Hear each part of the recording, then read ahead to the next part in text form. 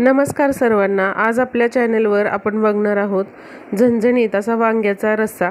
त्यासाठी इथे मी 5 ते 6 वांगी घेतलेली आहे। वांगी स्वच्छ धुवून घ्यायची, देठ काढून घ्यायची आणि मधून 2 चिरा लावून घ्यायची आणि पाण्यामध्ये ही वांगी ठेवायची, म्हणजे वांगी काळी पडत नाही। आता रस्सा करण्यासाठी इथे वाटण करून घेऊ। खूप सोपं वाटण आहे। भाजलेले 1 वाटी शेंगदाणे या ठिकाणी आपल्याला घ्यायचे आहेत। शेंगदाण्यांची सालं काढली तरी चालतील, मी तसेच घेतलेले आहेत। आता सुकं खोबरं घेतलेलं आहे, सुक्या खोबऱ्याचे काप घेतलेले आहेत आणि त्याचबरोबर 5 ते 6 लसणाच्या पाकळ्या घेतलेल्या आहेत। सुकं खोबरं थोडं भाजून घेतलं तरी चालेल, मी भाजून न घेता घेतलेलं आहे। यामध्ये आपल्याला कढीपत्त्याची 5 ते 6 पाने टाकायची आहेत। त्यानंतर 1 चमचा भरून घरगुती काळं तिखट घेतलेलं आहे आणि लाल मिरची पावडर 1 चमचा घेतलेली आहे। जी लाल मिरची पावडर विकत मिळते तीच मी इथे वापरलेली आहे। आता यामध्ये थोडंसं मीठ आपल्याला टाकायचं आहे। त्याचबरोबर इथे थोडीशी कोथिंबीर टाकायची, कोथिंबीरीने वाटणाला चांगली चव येते। आता यामध्ये 1 चमचा भरून भाजलेले पांढरे तीळ टाकायचे आहेत आणि 1 चमचा भरून जिरे टाकलेले आहेत। जिरे तुम्ही भाजून पण घेऊ शकता, मी न भाजताच टाकलेले आहेत। त्यानंतर 1 डाव तेल टाकायचं आहे आणि अशा पद्धतीने पाणी अजिबात न वापरता आपल्याला असं हे कोरडंच वाटण करून घ्यायचं आहे। अशा पद्धतीने बघा, थोडंसं जाडं भरडं हे वाटण मी करून घेतलेलं आहे। पाण्याचा 1 थेंब पण मी वापरलेला नाही। आता वांग्याचा रस्सा करण्यासाठी इथे हे वाटण तयार आहे। आता बघा, अशा पद्धतीने एका ताटामध्ये ते काढून घ्यायचं आणि जी वांगी आपण चिरा लावून ठेवलेली पाण्यामध्ये, तर त्या सगळ्या वांग्यांमध्ये इथे मी असं हे वाटण भरून घेतलेलं आहे। आता वांग्याचा रस्सा तयार करण्यासाठी ही वांगी आपली तयार आहेत। आता हे जे उरलेलं वाटण आहे ते पण आपण रश्श्यामध्येच वापरणार आहोत। रस्सा करण्यासाठी पातेल्यामध्ये 2 डाव तेल गरम करून घेतलंय।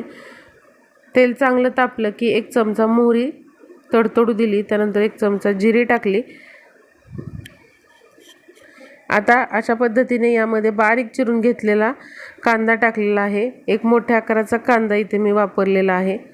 कांदा लाल रंगावर परतून घ्यायचा।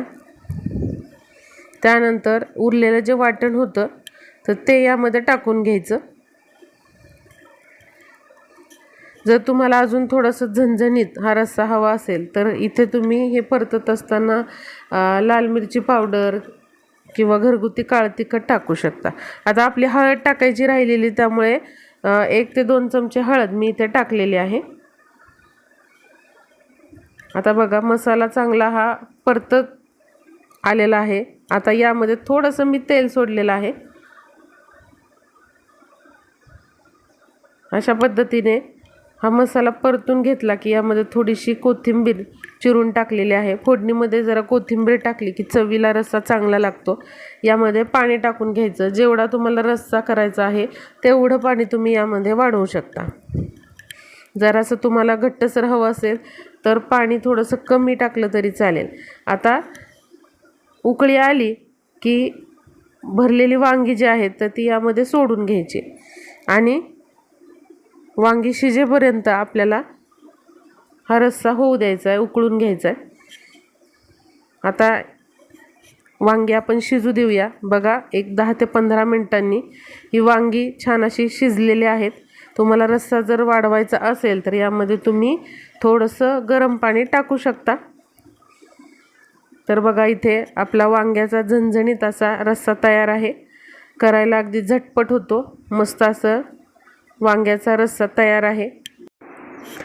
चपाती भाकरी बरोबर असा वांग्याचा झणझणीत बेत अगदी मस्त लागतो। तुम्ही देखील आजच जेवणामध्ये अशा पद्धतीने वांग्याचा झणझणीत रस्सा करून बघा। रेसिपी आवडली असेल तर 1 लाईक केल्याशिवाय जाऊ नका।